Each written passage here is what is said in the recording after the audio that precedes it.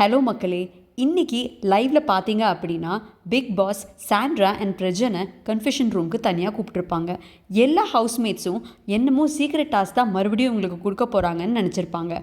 ஆனால் மேட்டர் அது இல்லை. 2 days பேக் சாண்ட்ரா வந்து பிக் பாஸ் கிட்ட அழுதுருப்பாங்க. குழந்தைய பார்க்கணும் போல இருக்குது, தயவு செஞ்சு ஃபோட்டோவாச்சும் காட்டுங்க அப்படின்னு. அதுக்கு பிக் பாஸ் காட்டுறேன் அப்படின்னு ப்ராமிஸ் பண்ணியிருப்பாரு. ஸோ அந்த ப்ராமிஸை காப்பாற்றுறதுக்கு இன்றைக்கி அவங்களோட குழந்தைங்களோட ஃபோட்டோ வந்து இவங்க 2 பேரையும் கூப்பிட்டு வச்சு காட்டிருப்பாங்க. 2 பேருமே அதை பார்த்து கண் கலங்கி சிரித்து பார்த்துட்ருப்பாங்க. இது ஓகே தாங்க. But at the same time மற்ற கண்டஸ்டன்ஸும் அவங்களோட குழந்தைங்கள பார்க்கணுன்னு ரிக்வெஸ்ட் பண்ணியிருப்பாங்க. ஃபார் எக்ஸாம்பிள் கானா வினோத், அவருக்கு ஒரு வயசான குழந்தை இருக்குது. அவர் பிக் பாஸ் சீசன் 9 வீட்டுக்குள்ளே வரும்போது குழந்தைக்கு உடம்பு சரியில்லை பிக் பாஸ் அப்படின்னு அழுதுட்டு கேட்டிருப்பாரு ஃபோட்டோ காட்டுங்க அப்படின்னு. ஆனால் வினோத்துக்கு காட்டின மாதிரி இல்லை. அதே மாதிரி கனிக்குமே குழந்தை இருக்குது, அவங்களும் பிக் பாஸ் கிட்ட காட்டுங்கன்னு கேட்டதில்லை, பிக் பாஸும் காட்டினதில்லை.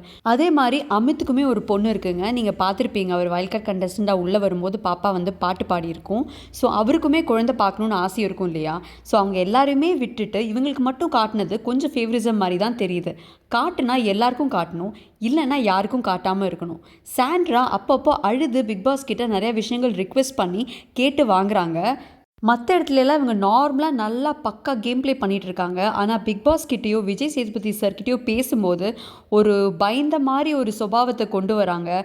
அழுதுறாங்க, ஒன்றும் புரியாத மாதிரி நடிக்கிறாங்க. இதெல்லாம் நீங்கள் மற்ற டைமில் பார்த்தீங்கன்னா பயங்கர தெளிவாக இருக்காங்க, எல்லாருக்கும் நல்லா கவுண்டர் கொடுக்குறாங்க. விக்ரம் விக்கல்ஸை வந்து செருப்பு கழுகிட்டு இருந்தேன்னு வரைக்கும் சொல்ல தெரியுது. இவங்ககிட்ட மட்டும் இப்படி ஒரு ப்ளே பண்ணி அவங்களோட காரியத்தை நடத்திடுறாங்க. நல்லா பண்ணுங்கடா.